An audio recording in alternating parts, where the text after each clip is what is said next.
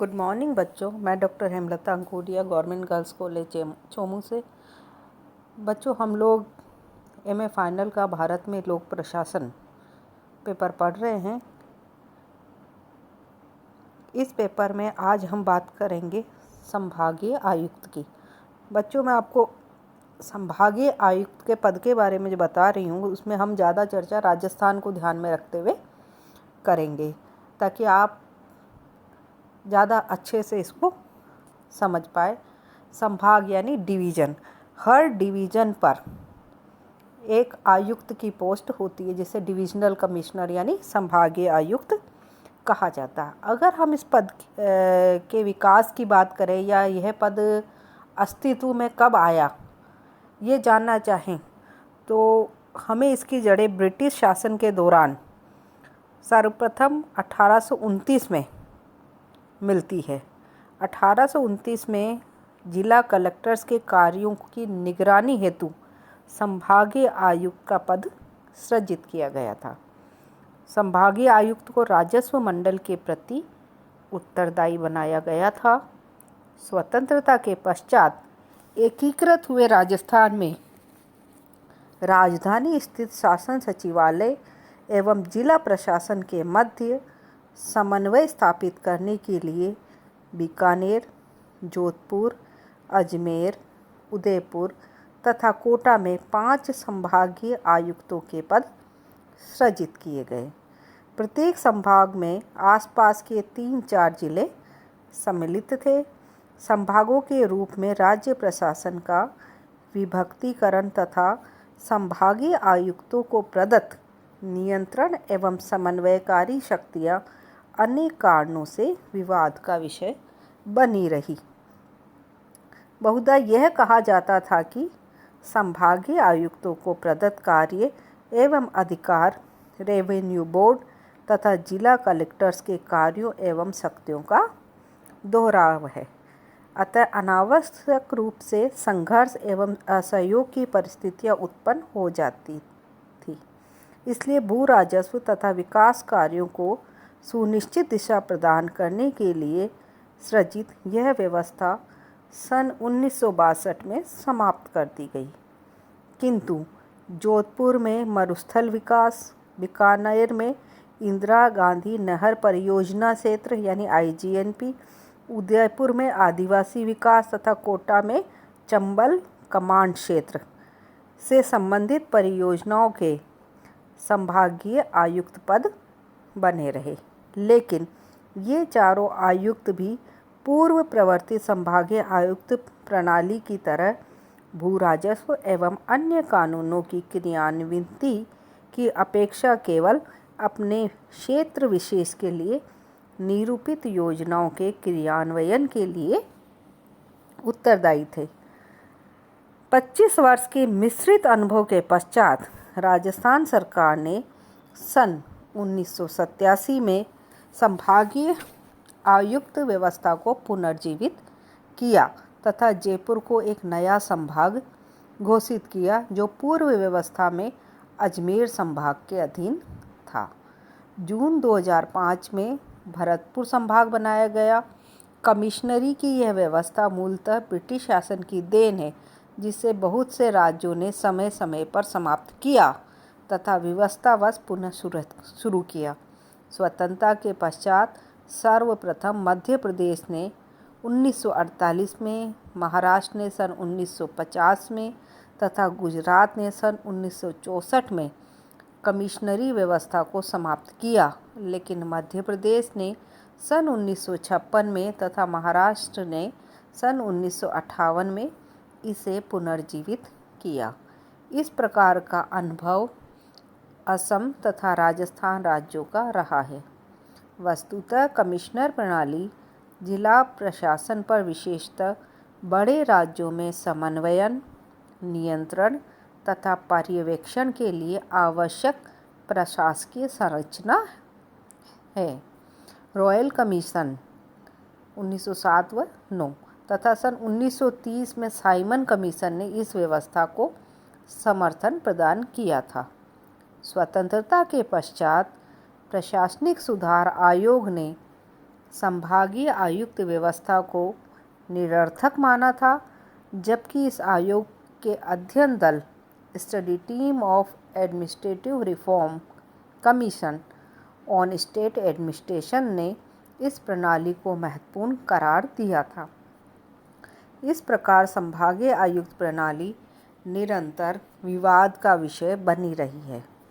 राजस्थान को वर्तमान में जिन 7 संभागों में बांटा गया है, उनमें अजमेर तथा जयपुर संभाग अपने क्षेत्र में आने वाले जिलों के समस्त प्रशासनिक विभागों पर नियंत्रण तथा समन्वयक की भूमिका निर्वाहित करते हैं, जबकि जोधपुर, उदयपुर, भरतपुर, कोटा तथा बीकानेर संभागों के पास प्रशासनिक नियंत्रण एवं समन्वयक की भूमिका के अतिरिक्त उनके संभाग में संचालित हो रही दीर्घकालीन क्षेत्रीय विकास परियोजनाओं की अतिरिक्त जिम्मेदारी है। अजमेर संभाग के पास इस प्रकार की जिम्मेदारी बीसलपुर परियोजना से संबंधित है। दूसरे शब्दों में कहें तो क्षेत्रीय परियोजना क्षेत्र यानी कमांड एरिया डेवलपमेंट में स्थित संभागीय आयुक्त पदेन आयुक्त का कार्य भी निष्पादित करते हैं। मतलब ये उन परियोजनाओं के मुख्य आयुक्त का काम भी करते हैं। बच्चों, अब हम बात करते हैं संगठन की। संभागीय आयुक्त का कार्यालय संबंधित संभाग के नगर में स्थित होता है। चूँकि संभागीय आयुक्त का कार्य मूलतः जिला प्रशासन पर नियंत्रण तथा समन्वय स्थापित करने का है, अतः संभागीय आयुक्त के कार्यालय का आकार बहुत विस्तृत नहीं होता। राजस्थान के संभागीय आयुक्तों के कार्यालयों में सामान्यतः 30 से 50 कार्मिक प्रत्येक संभाग के कार्यालय में पद स्थापित है। ये कार्मिक विभिन्न प्रकार की सेवाओं के अधिकारी एवं कर्मचारी होते हैं, जो आवश्यकता अनुसार नियुक्त किए जाते हैं। संभागीय आयुक्त के पद पर वरिष्ठ IAS अधिकारी को नियुक्त किया जाता है, जबकि अतिरिक्त संभागीय आयुक्त के पद पर राज्य प्रशासनिक सेवा के वरिष्ठ अधिकारी द्वारा धारण किया जाता है। अन्य कार्मिक कतिपय विभागीय सेवाओं से लिए जाते हैं। बच्चों, हम संभागीय आयुक्त के कार्यों की बात करते हैं।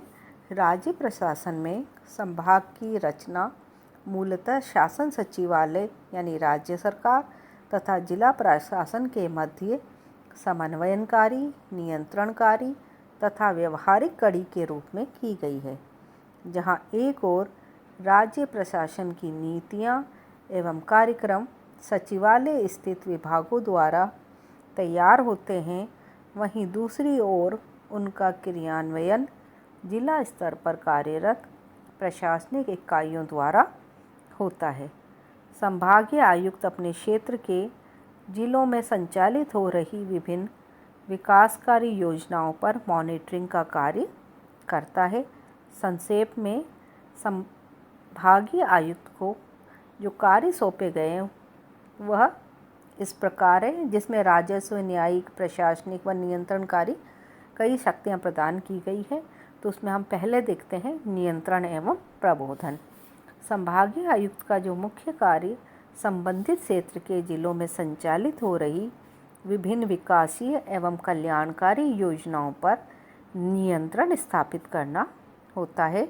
इस हेतु संभागीय आयुक्त कार्यालय में सभी विभागों की मासिक बैठक आयोजित की जाती है, जिसमें जिला कलेक्टर्स एवं विभागों के जिला एवं संभाग स्तरीय अधिकारी भाग लेते हैं।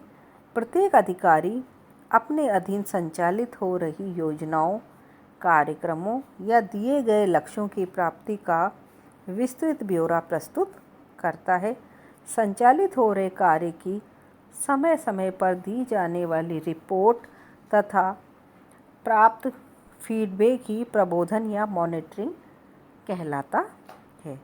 दूसरा जो कार्य है वह है पर्यवेक्षण एवं समन्वयन।